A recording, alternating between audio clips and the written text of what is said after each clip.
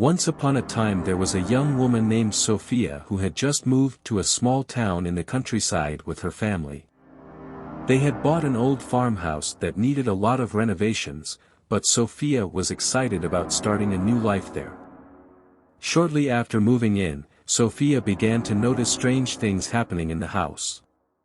She heard footsteps in the hallway at night, doors creaking, and objects moving on their own.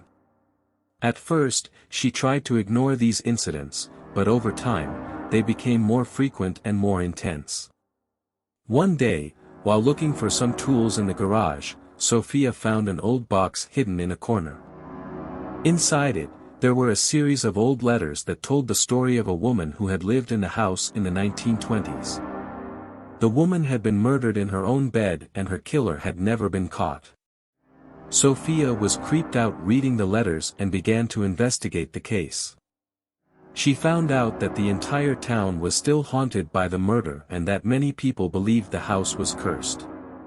Sofia also discovered that some people in town still had suspicions about who could be the killer, but no one had ever found concrete evidence. Determined to uncover the truth, Sofia began to search every corner of the house for clues. She also started interviewing the oldest residents of the town and searching public records. Slowly, she began to piece together the puzzle and unravel the dark secrets of the house. But the more she discovered, the more dangerous her investigation became. She began to receive anonymous threats and was followed by a stranger in a black car. Sofia knew she was dealing with something much bigger than herself and that her own well-being was at risk. Finally, after months of investigation, Sofia discovered the identity of the killer. It was someone she never expected and who still lived in the town. With the help of the police, she finally managed to bring justice for the woman who had been murdered in the house many years ago. From that day on, Sofia was never bothered by strange phenomena in the house again.